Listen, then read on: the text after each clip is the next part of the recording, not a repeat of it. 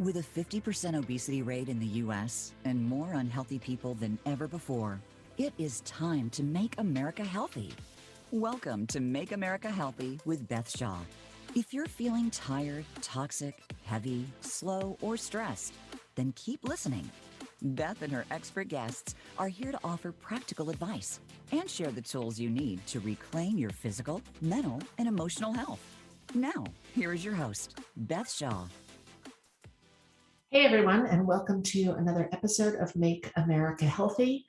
Our goal through Make America Healthy is to empower you with information so that you can make healthier choices on every level, physically, mentally, emotionally, energetically, spiritually, and any other way that you need to get healthier.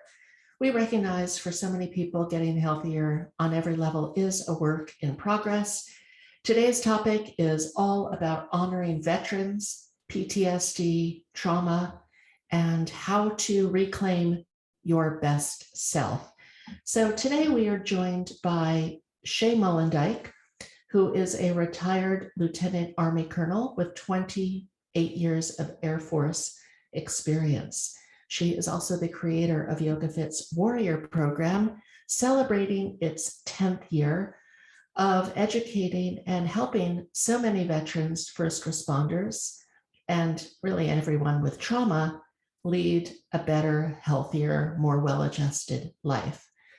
Shaye is a certified yoga therapist, trauma-informed ERYT, and she has over 5,000 teaching hours of yoga and mind-body health. We are also joined by Ron Blake, who is a military spouse and has a very traumatic trauma story. And also Scott Deluzio, who has his own podcast, Drive On Podcast, and he is very vocal about his own mental health as well as that of other veterans and military service members. So, Shaye, let's start with you. Give us kind of a snapshot of where we're at with veterans, first responders, and those serving, and what's going on with their physical and mental health. Thanks, Beth.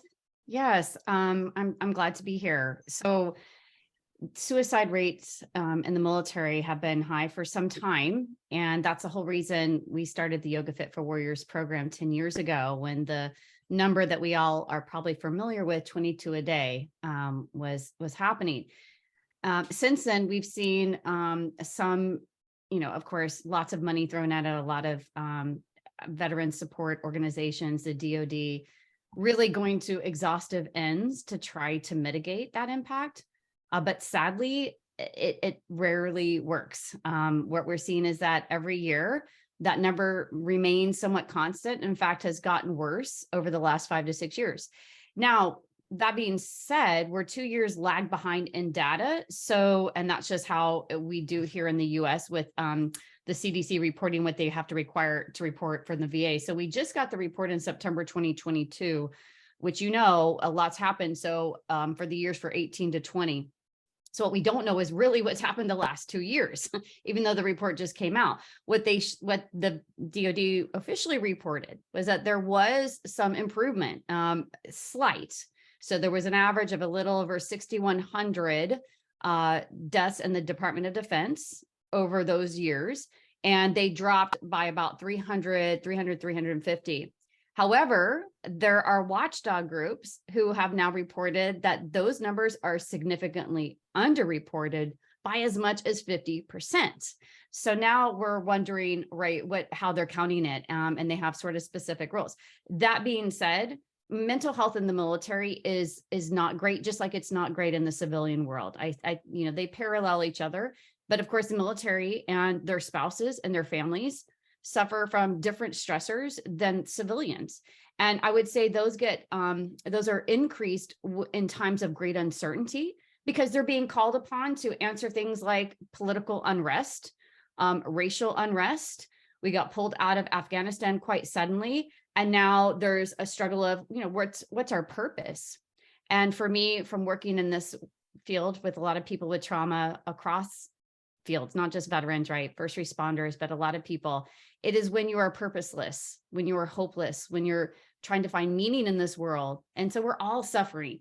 So like you said, YogaFit for Warriors started 10 years ago because of a deep desire to help. Like you have to really reach out to our veterans to help them to do something about it. But what we're finding now today, 10 years later, is like you said, it's applicable to all of us. We realize, we look around and it's like, oh, so there's some wonderful silver linings coming out of the pandemic where trauma is now accepted sort of as a given for everybody. We've all understand it to some degree. We've all been through it to some degree.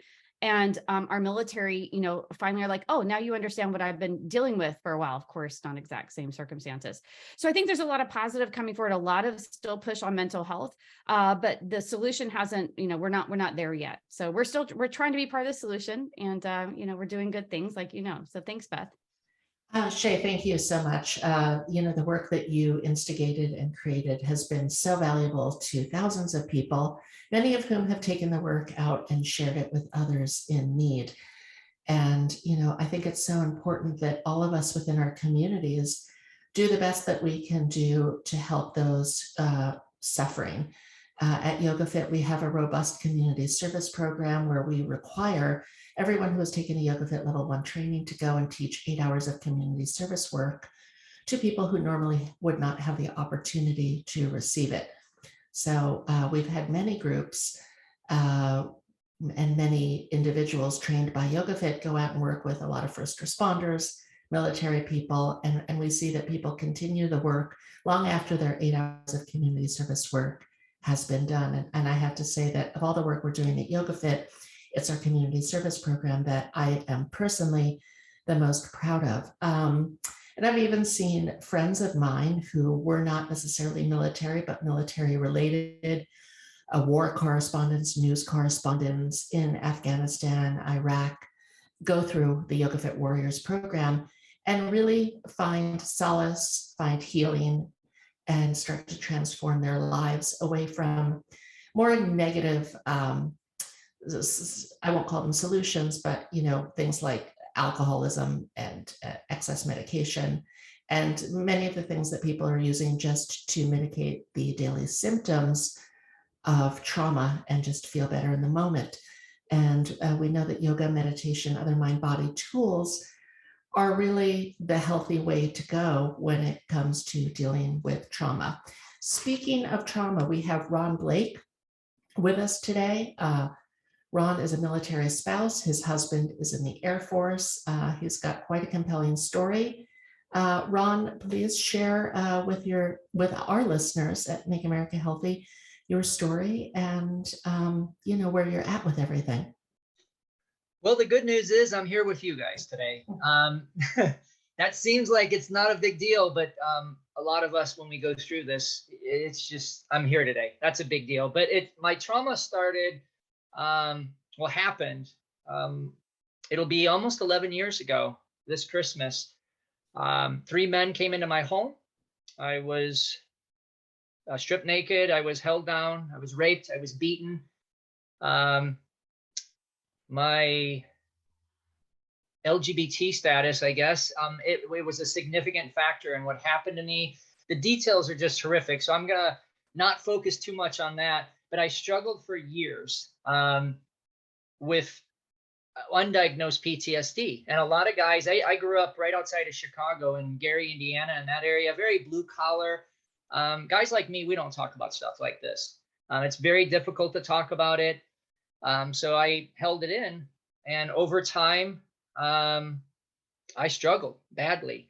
And at some point I was diagnosed, a few years back. I did try to take my life one night.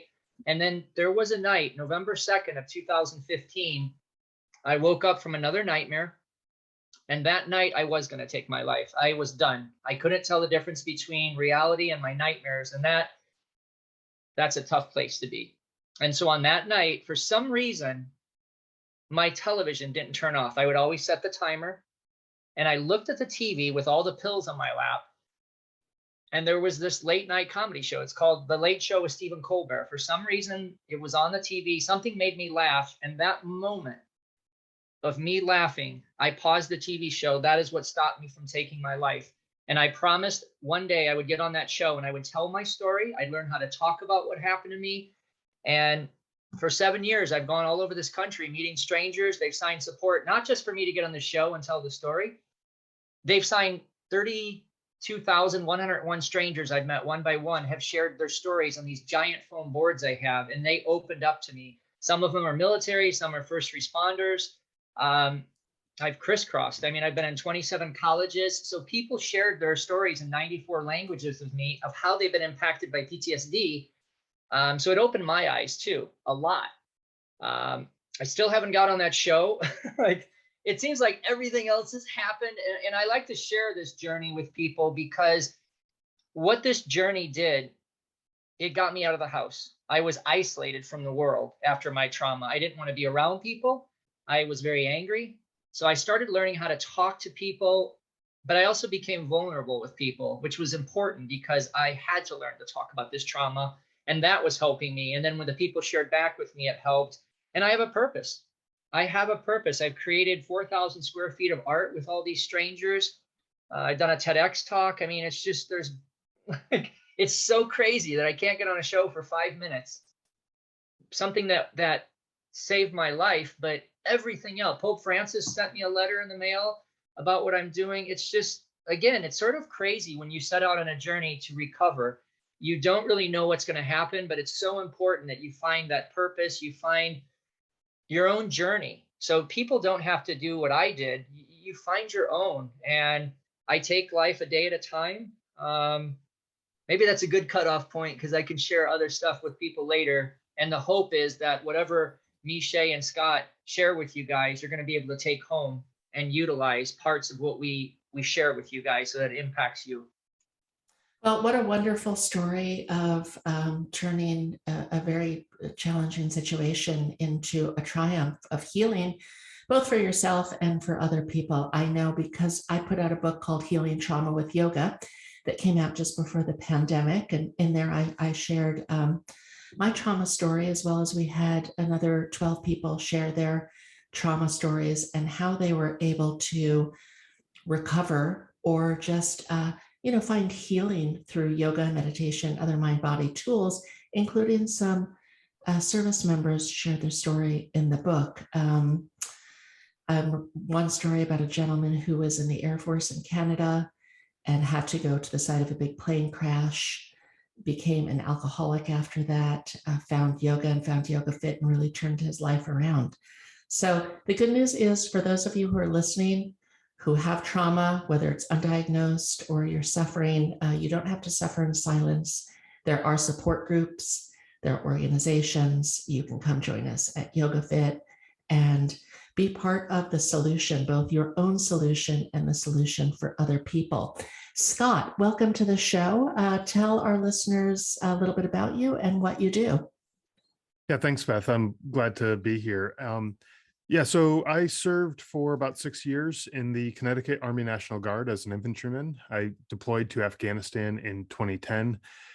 During that deployment, my younger brother was also deployed to Afghanistan at that time, and he was tragically killed in action. And so in addition to just the regular combat that I saw throughout that deployment, I also came back with dealing with the grief of losing my brother.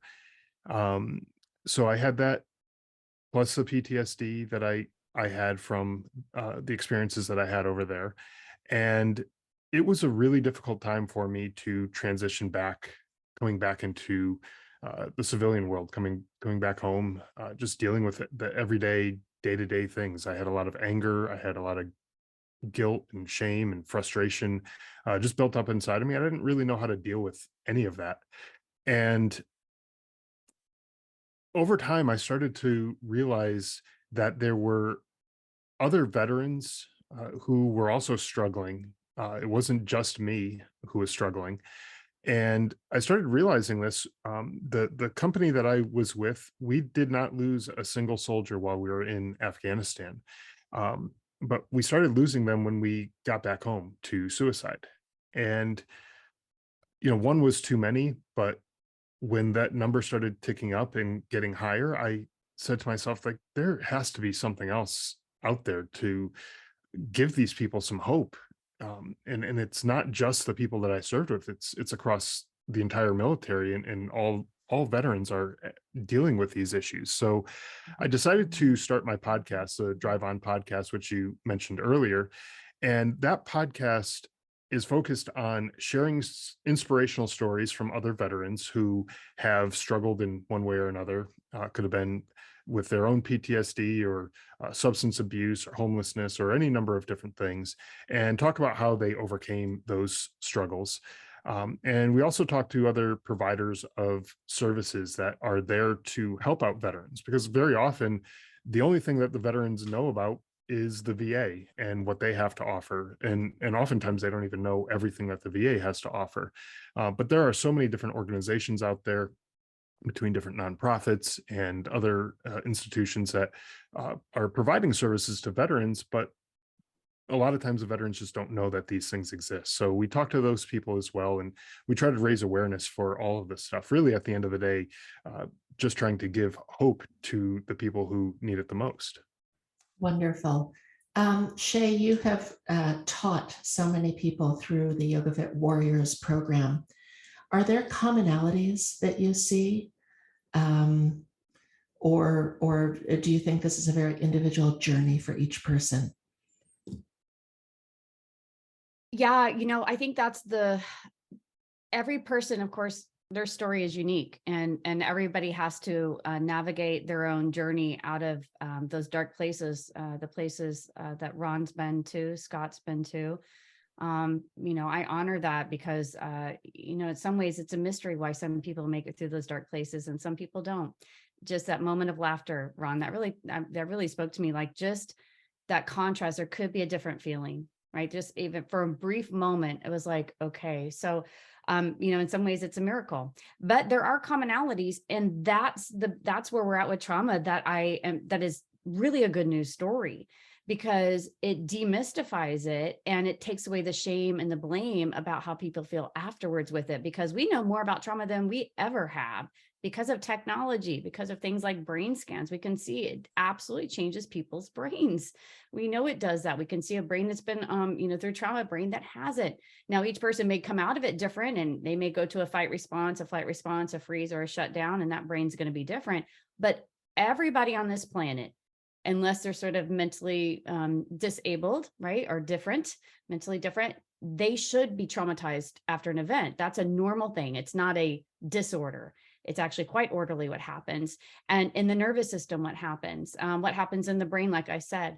And so, like you said, yoga and meditation, but our understanding of the nervous system, very interesting things having to do with heart rate variability and how yoga changes that. How yoga increases all these chemicals, these neurochemicals in the body, to include GABA, which is an important neurotransmitter, serotonin and dopamine. We know that's important, but really, ultimately, it's a disconnection. It's the commonality is a fragmentation and a disassociation from that essential core sense of self. So just that connection that Ron had, that's why he has such a strong connection to Stephen Colbert. I get it, because he was the reason you laughed. And you connected to him, just like when people come to our yoga classes or, wherever, listen to Scott's podcast, they feel a sense of connection, camaraderie, kinship. I'm not alone. I'm not the only one.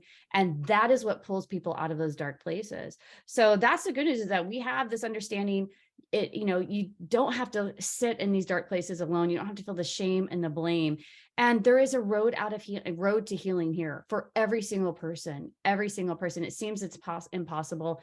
It is not. So anyway, again, I hope that answered your question, Beth, on the commonalities, because it's quite common. Trauma, actually, what happens is quite common to every single person. And that brings us your connection. Oh, you felt it too.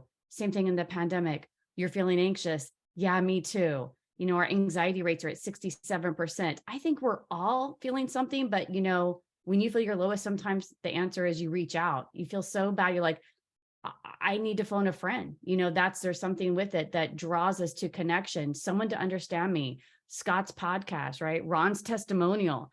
Those are the things people turn to say, just to give them some kind of hope that there's a way out of these difficult things. And would you speak a little bit about how trauma not only lives in the mind and the brain, but also in the body?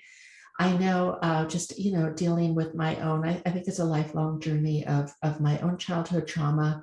When I get caught in a mental loop about it, it makes it much more problematic. And I kind of need to get off that treadmill, that neuro that is not serving me. So would you just, educate our listeners about literally getting trauma out of the body?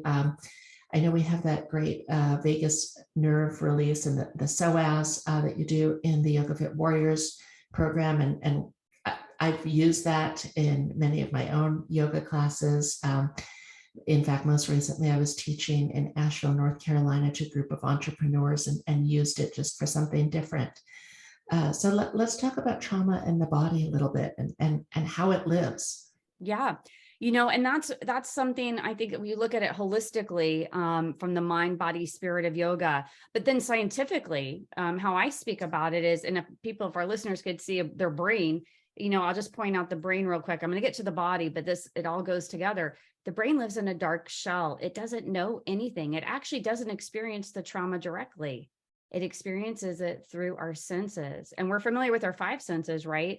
Our eyes, our nose, our mouth, our ears. And, those 4 big ones are discretely processed up here. Trauma does tend to elevate. It tends to come up, heat rises, if you will. We tend to alert and orient to threat up through especially the eyes and the ears. But the more subtle, and I think the longer reason people hold on to trauma is actually the bigger glacier is in the body. And those are the 3 other senses we talk about. The big one being interoception. And interoception is that interior sense of self in the gut and the torso. It is mediated by the vagus nerve, but that's what shuts down. So like when you hear a loud noise, what happens? Your gut pulls in really short and tight, right? Your spine pulls in tight because it protects your vital organs across the planet. Every single person does that. Common, right? Well, what happens is all the blood, oxygen, energy, and information shuts down from the gut because that's where it hurts. So it's adaptive. It's a great strategy when you're under stress because it shuts down what hurts. I want it to happen. If I'm under great duress, if I'm in a firefight or if I've been shot, I would like to not feel any pain and I would like to disassociate from my body. And so that's what happens. The problem is it's adaptive for a traumatic situation. It is maladaptive in the long run if these systems, these processes of awareness don't turn back on. Then we stay in that chronic state of stress, distress, and disassociation. Or if someone's and continually getting triggered, right? If someone's triggered by, all different sorts of things, they're going to, in essence, re-experience the trauma. Correct. That's absolutely correct. So it has to go along with, doing that work. Of course, if you have PTSD, you need to work with a therapist. I'm just going to point that out there right now. I love it's the and. Yoga is the and because it's somatic psychology. We have to turn those processes of awareness back on. Here's a fun fact. Not maybe so fun. You don't put it on the brochure. Yoga is meant to trigger you. You have to get triggered a little bit, but we use mindfulness practices to stay online. So when you get uncomfortable, you don't shut down or go revert back to those just reenacting, because then that's triggering and that's just reenactment and that's re-experiencing. And that's awful for everybody. That's not useful. That is not going to help you integrate the trauma. You got to stay online. You need someone in the didactic relationship, a good therapist, or of course, a yoga therapist or trauma therapist, who can stay present with you and say, okay, yeah, it hurt in the moment, but right now you're in a different place. So it hurts now, but you are not in that same place. Let's breathe, let's feel. And no one wants to do that because I promise you, it doesn't feel good coming back out, right? When you get triggered, it doesn't feel great, but it has to happen. So I hate to say that's the good news, bad news, but here's what I do know. Once you feel it again and you stay present for it and you can re-narrate it, you own it. Then it's post-traumatic growth syndrome. Then it's wrong getting on a TED Talk. That's what can happen. That's the power of it. You own the story. It doesn't own you. And those are 2 different relationships to the trauma. And so that's the power that it can happen when we do this work. But I'm not going to say it's easy because there's a reason why people shut this down. And especially childhood traumas, it hurts deeply. It gets to the root core of us. And we have to go back in what we call heal those attachment wounds. So, this is a lifelong work for a lot of people with tons of trauma. And I don't know why some people get more trauma than others. I don't know why Ron had to go through what he did. It's awful. It's horrific. And yet he is the only one who can find his way out of it. And then, his story is going to help someone else. And that's maybe the reason You can find meaning. It's like, okay, if I can help one other person, then that is going to bring meaning to it. And that's going to propel me forward. Great. Thank you, Shaye. I have a question. I'm going to open it up to all of you. There are a couple of different schools of thought on this. Sometimes people say, the more you talk about the trauma, you are reliving it, and then your nervous system re-experiences it, your body, your mind re-experiences it. And then other people believe that, the more you talk about the trauma, the more the effects of it kind of dissipate and dissolve. Ron, what has been your experience in, going all around the world and sharing your trauma? Has it been re-triggering for you, or do you feel like it's been a healing process, or both? It has been both.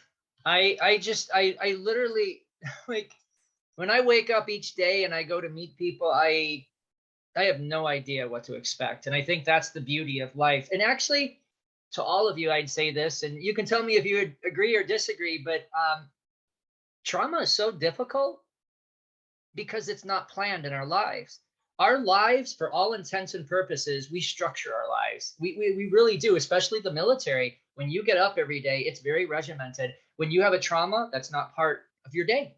And so I didn't wake up that one day in December a decade ago expecting to be raped, but it became part of my life.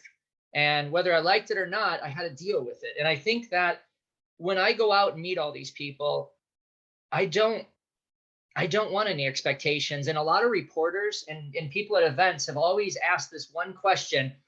When you get on the Late Show with Stephen Colbert, what's the one thing you want to ask him? And I always tell people the same thing. I have no idea, and I don't want to plan it. When I get on that show, and it is when, because if I say if, I mean, obviously I'm not putting it out in the world. When I get on that show, I don't want any expectations. I just want to go on there and the moment will guide me. And, I don't know if Scott believes that, because each one of us are going to deal with this in a different way. So I'd respect whatever Scott would have to say on this topic if he wants to add anything. But I really, really feel like that's the beauty of meeting all these strangers, is that every moment is just incredible. Because like, I'm with the three of you today. And this is all I have right now is the three of you, because I have to focus on you, the three of you. I can't focus on what I'm going to do in 45 minutes. I'm done figuring out what I did an hour ago. I have this moment. So what I'm hearing is that this experience and the ensuing healing journey has really forced you to stay very present in the moment, which is ironically what yoga teaches us to do. Yeah. And I mean, I think there's just such a beauty to it because I want to be focused on the people that I meet. And sometimes, if I had to take a gander, getting on Stephen Colbert someday, I would probably share a lot of stories about all the people I met. And I think that's the beauty, that on any given day, I carry the stories of tens of thousands of people. And sometimes, well, sadly, about 12.5 people that signed support and messages and stories on the boards I had, they've passed away. And that's just from what I know. So in a lot of ways, I'm carrying this story. A lot of these people went through traumas. They went through rapes. They're military. They, like with Scott, he's diagnosed with PTSD, but he also carries that weight of what happened to your brother. And see, I haven't lost a sibling, so I can't relate to Scott in that sense. But I think there's a beauty. And Scott is carrying his brother's story by being on this show. And I think that's beautiful. Sometimes people miss that. So I am present in the moment with all these people, and I have the ability to take their stories and turn it into something much, much bigger, because it is bigger than me. It's bigger than all the people I met. It's incredible. So, I guess I could have summarized it and just said I live in the moment, but I'm loquacious, so I had to talk a little bit. Great, thank you. Scott, your thoughts on reliving trauma and the effects of it?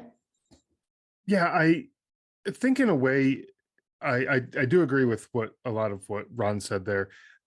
I think in a way it is healing, and it also is a little bit traumatic as well.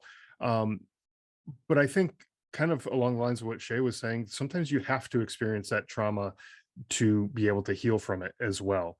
And the way I feel that I heal from it, especially when I share my brother's story, is I think about it like this. He's no longer here to tell his story. Whether he would have wanted to tell his story or not is irrelevant. He's not here. He can't. And so I feel like part of my purpose, part of my mission now in life is to share his story. And so every time I get the opportunity to come on a show like this, or even on my own podcast, or I even wrote a book about the whole experience, talking about losing him and how that affected me and my family. I feel like I'm doing this as part of my mission in life, and it gives me a sense of purpose, and it helps me in that way to heal from the trauma that I've experienced. Great, thank you. Shaye, I know you're not a psychotherapist, but I also know that you've done a tremendous amount of yoga therapy with people. Where do you ask people to kind of strike the balance between living in their trauma story and how to not, develop a type of a victim mentality and move them towards empowerment? Yeah. Well, that's a complicated answer. I do have a master's in counseling, so I do have a background in mental health. And what I was taught was talk therapy, right? That's what every therapist is taught, cognitive behavioral therapy. But when I worked on the psych ward, I was talking to people, and I'm a talker. I'm like, Ron, I'm loquacious. I can do that. And I could diagnose like nobody's business. I could diagnose, and I nailed it every single time. But when I was talking to people with trauma, and I worked on a psych ward at Landstuhl with military members, mostly males, age 19 to 24, coming back from Iraq, they literally, I would talk to them, and they just looked at me and they're like, lady, you can talk to me all day long, but when I leave here, I'm going to kill myself. You're not helping me. And I was crushed. And I went, what am I missing? I thought I knew what I was doing. I was a great student. I understood, all the mental health diagnosis. And there was a key thing missing, and that was the body. So I like to think of it, it's a bottom-up approach, and nobody does it exactly the same. And so we come at it through the body. So you know what? Some traumas are pre-verbal. You don't actually have words for it. You don't have a story. You have a suspicion of a story in the body. And so when we come at it from the body, all it is that we have to acknowledge the body's holding that story. And then when we're ready and we want to talk about it, that's actually a really good sign. And I would say that's not a victim mentality. A victim mentality to me is one where you're not doing the work. You have to have the world organized a certain way. You have to have people around you doing certain things the way you want the story to be. And the more out of control you feel inside, the more control you want to have around every single thing around you. I've seen that. Yeah, I've seen that a lot in a lot of people in my life with trauma. And I've seen that control, that very tight-fisted control mechanism. Yeah. A lot. And it doesn't work. It works for a little bit, but ultimately it's not sustainable. You're going to crash and burn on that. You can't sustain that because you can't control everybody. You can only control yourself. Right. And that's the beauty of yoga, is it teaches you like that internal sense of strength, that internal strong big S self, as we call it. And then it doesn't matter. So when I talk about my story, yeah, I may cry about it. I have my own stories. And I share them when it's appropriate for people who I think who can hold space to hear it, who may need to hear some of that. I don't just walk around talking about my trauma stories all the time. That's not helpful for anybody. And then also taking action in your life, just like Ron and Scott, making something of it. Scott, writing your book, Surviving Son? Is that the name I saw of it? That's therapeutic. Then you own it, and you're doing it for your brother. Right. So then his life has meaning, and that is really powerful. And you're like, that's that idea of owning, and everybody's going to do it a different way. Great. Thank you. So I also, I keep hearing support groups and relationships. Where shall people look to find a good support group outside of the Veterans Administration, or of course with us at YogaFit? And I know men in particular sometimes have more of a difficult time reaching out for help. Scott or Ron, can you give our listeners, especially our male listeners, some advice? Yeah, I think you're absolutely right. Especially the males tend to be tend to find it harder to find those types of groups, mostly because we don't really want to reach out and admit that there's something wrong. Or be vulnerable, right? Or be vulnerable, right? Yeah, we want to be the ones who fix all of the things, and now we're saying there's something broken and I can't fix it, and I need somebody else's help, and that it's almost like asking for directions when you're driving in the car. You just don't do it, right? And it's just a difficult thing for a lot of guys to do. But I think the important thing is to find a group of people that align with your beliefs, your interests, your whatever. It could be a church group, it could be a social group. Find people that you can just be around, that you can hang out with. It could be as simple as people that you go out for dinner with once a month or something like that, or it could be a church group that meets every other week or something like that. Whatever it is, find that group of people who will be there for you. They'll get to know you, you get to know them. You start to build that trust and that relationship, and you start to get that camaraderie that you once had in the military. You get that camaraderie with those people, and when you're in the military, you could ask for any type of help with just about anything, and people will drop everything to try to help you. And when you have that type of relationship with people outside of the military, you'll be more able to get the help that you need with whatever the situation is that you might be going through. Great. Ron, your story is devastating, also very unique. Your husband is in the Air Force. I'm assuming he's still your husband, yes? Yes. You're a member of the LGBT community. So what, was it difficult for you to initially share your story? Like, what was other than Stephen Colbert, what was the initial push that gave you the courage to share your story? Because you're also a man, and, just being male, from all the studies that I read, it's a little bit more difficult to have that vulnerability. One part of the story of the trauma that night that I didn't tell everybody, and it is an important component. I made a 911 call that night while the rape was happening, if you can imagine. And there was a woman, a 911 dispatcher, that heard it happening live, and she wrote the transcript. It's pretty, take out pretty, it's chilling. And I read that back. The police, when they got there, I'm standing in my home in torn, ripped, bloody underwear. I told them that I was raped. These 3 men are involved. Furniture is broken. The police categorically dismissed it because I'm a gay man. And how do I know that? Because 3 years ago, a major organization here in Phoenix sat down with a lieutenant commander of the Phoenix Police, and they said, "We failed you. We treated you differently because you are a gay man." So I'm trying to find reconciliation with the police, because it does me no good to hate the police for the rest of my life, because they said these 4 officers did. So I brought that up because that was hard. You feel less than as a human being. And so that's also, I went through the rape and domestic violence that night, but I also went through somebody saying you're less than because you come from a category of people that we don't respect you. So those were the 2 traumas that collided that night. And so it is hard. And then you look at my background, being a blue collar guy growing up in the steel mill area around Chicago.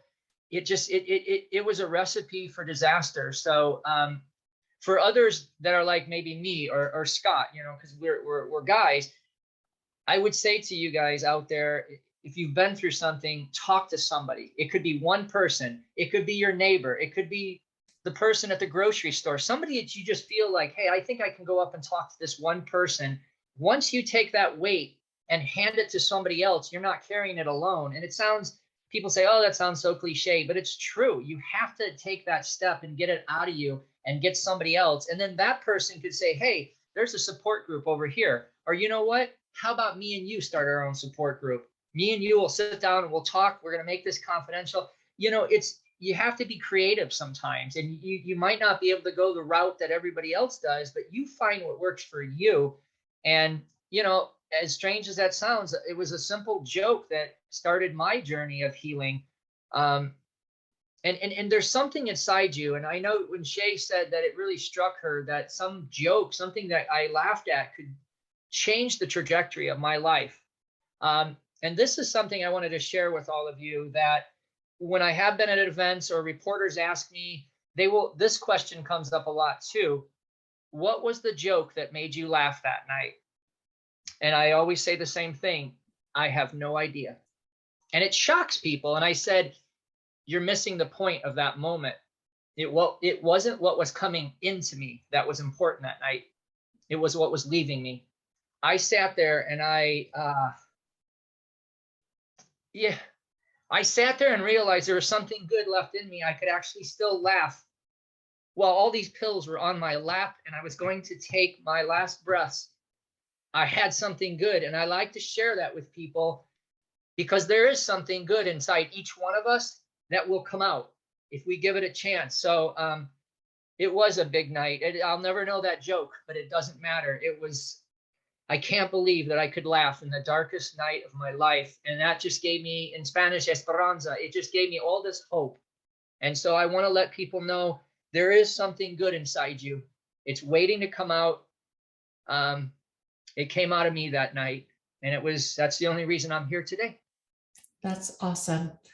Shaye, let's start to get into solutions and, some recommendations for people dealing with trauma, anxiety, PTSD, depression.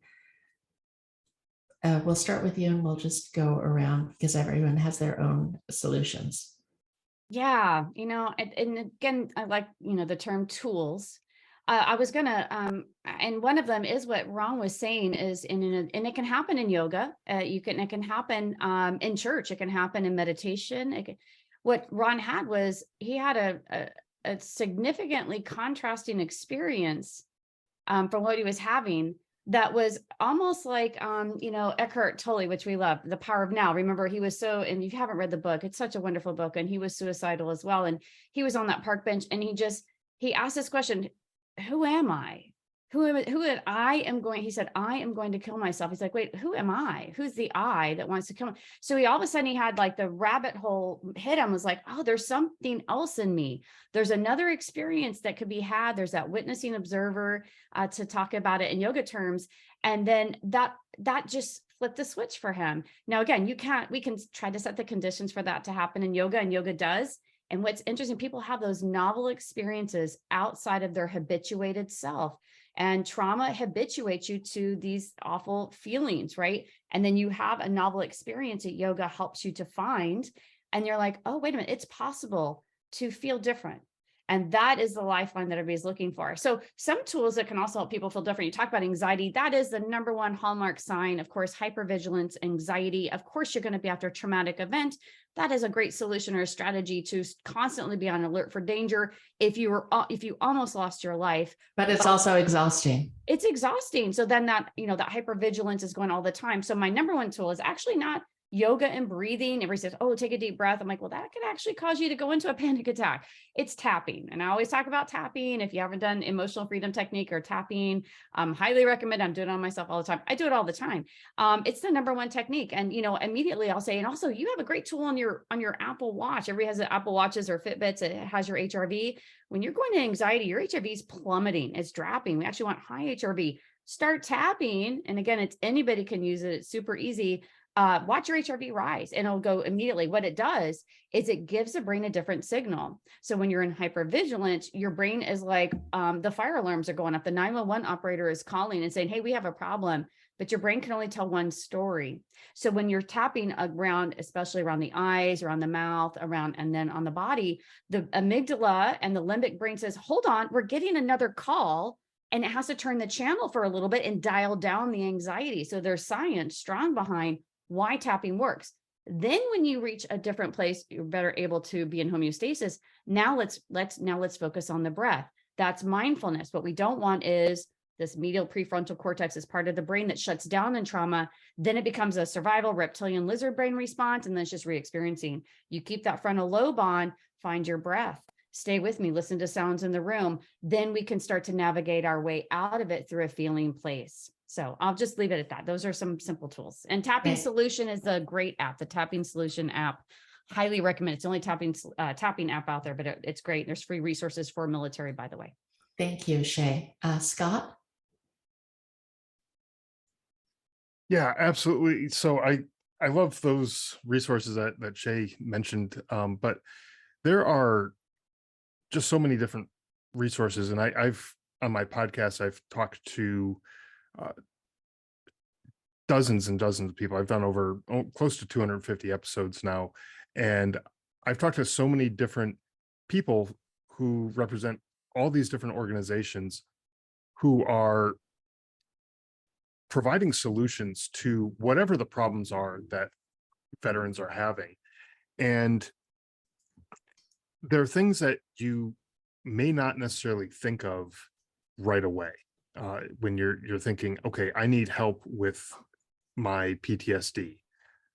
You might think of your traditional talk therapy, sitting on a couch talking to a therapist, and you may not be able to get past that solution. And like, you think to yourself, that doesn't seem like that would work for me. It wouldn't be comfortable for me to sit there and talk to somebody for an hour or whatever it is.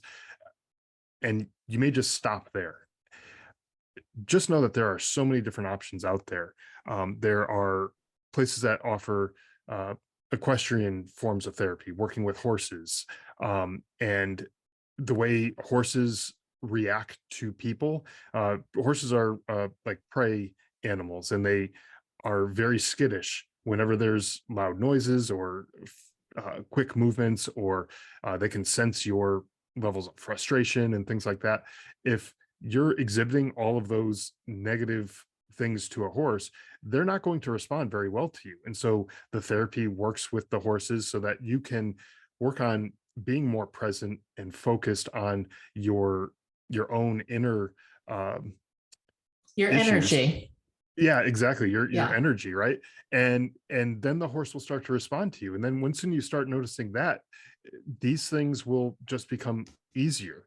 And so there's tons of organizations out there, and I can name a few, but a lot of them are local, specific to certain areas. But you can look for organizations that are local to your area for the listeners that offer this type of stuff. But just finding hobbies, things that you enjoy doing, that when you start doing this thing, whatever it is, and it's going to be different for everybody, where you just lose track of time and you just enjoy being in that moment. So it could be anything from painting to gardening to working on cars. It could be any number of different things. But when you focus on those things, sometimes that's the thing that just makes all the troubles in the world just kind of melt away. And it is really beneficial to find that type of thing. So, just be open. And I guess my point of all of this is just be aware that there are other options out there for you for whatever it is that you're going through. There's not just a one size fits all solution to anything. And just because you've tried this one thing doesn't mean that there's not 10 or 15 other solutions out there that might work for you, even if that first one didn't work. Right. Thank you for that, Scott. I'd also like to add the importance of keeping oneself as healthy as possible while going through any healing, well, in life in general, and that's what Make America Healthy is all about. But, navigating through trauma, through depression, anxiety, and I struggled lifelong with depression, really bad PMS. And, I find that the healthier I can keep myself, avoiding processed foods and sugars, not drinking alcohol, and getting enough sleep, just eating healthy, exercise, working out. Obviously, yoga, I stand on my head almost every day just for mood benefits. That will be a game changer. And, some days when you're really struggling, you can, at least you can say, well, I went to the gym today. I'm healthy. You know, I have my health. And that's really a cornerstone. Having physical health is a cornerstone to having good mental health, and it all works hand in hand. So just a reminder to our listeners, check out other episodes of the show. We've had very interesting topics all about physical and mental health. So remember, your health is your most valuable asset always. And take good care of it, because that will make your healing journey so much easier. We've got just a couple of minutes to close. So I want to ask you, Ron, if obviously your trauma story has changed the course of your life forever. If you could rewind the clock and do anything differently, would you? And how have you changed as a person since going through this? Oh, well, I must be stronger. I because, gosh, when I was 16 years old, if you would have told me all these things I'd have to overcome and all these obstacles, it's pretty daunting. And I would have just thought anybody that could go through what I've been through has to be just like a little bit shy of Captain America. And I say that because, well, I mean, Scott, I would imagine it's the same with you. Like, look how strong we are. It's incredible that you can go through what we've been through. So I'd never change anything though, Beth, never. Because people have asked me that at events, like at what point would I have gone back and just tried to shape my life a little bit differently? I wouldn't, because I'm not sure that something worse might have happened to me. This is the one life I've been given, and I have to accept it. Even if the bad things happen, the hope is I'm going to learn from these mistakes or not mistakes, but these struggles, these traumas, and find the triumphs. If there was no bad, a smile wouldn't be good. If there was no bad, there'd be no laughter. And that's another thing too. A lot of people said to me, how could you ever imagine getting on the Late Show with Stephen Colbert? It's a comedy show, and you're talking about a trauma. And I told people, I said, trauma is not the absence, or comedy is not the absence of trauma. It's the ability to take our traumas and find a way to laugh. And I think that's, if there's anything I want to leave with people, it's that we can still laugh, many of us that have been through these traumas. And so that's strength. So I would never change anything, because Great. The laughter's even better now. Thank you so much. Shaye, tell us a little bit about the new programs you're coming out with through the YogaFit Warriors program. We've got about 2 minutes to close. Yeah. And where people can find you. Well, 10 years ago, I would never have guessed what we would have been through the last couple of years. No, who could have, right? And that's only grown our program. We saw an exponential growth, everybody coming online during the pandemic. So this next year, our 10-year anniversary, we're expanding the program. We had 100 hours to start. We had 140 hour. Now we have a 200-hour trauma-informed yoga program. 2 new workshops, intergenerational and collective trauma. So we've had a horizontal trauma, but then that leads to intergenerational, vertical trauma through time. We all have work to do. Every single one of us, regardless of your stories, it's there.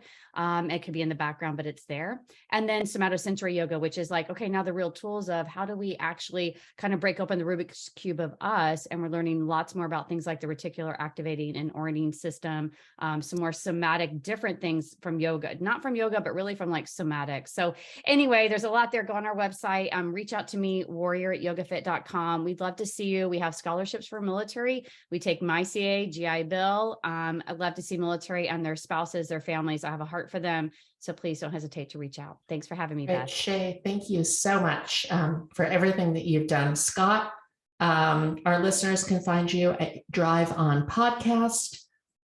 They can get your book, Surviving Son. We'll put your contact information in the show notes. Ron, we will do the same for you. We'd like to thank the sponsor of Make America Healthy, YogaFit Training Systems, the global leader in mind-body fitness education. So check out a YogaFit Warriors training, YogaFit Warriors for Kids, or many of our other therapeutic and mental health related yoga and mind-body programs. You can go to yogafit.com and save 15% at checkout by using the code VOICE22. And check out my book, Healing Trauma with Yoga. You can find it on yogafit.com or on Amazon or anywhere that you buy a book. Please visit me at bethshaw.com Instagram, Beth Shaw Health. And until next time, everyone, a happy Veterans Day. Let's send all the veterans in our lives a big virtual hug today and share this show with them, because this is information that really needs to get out there. Ron has shared his story. Scott has shared his story.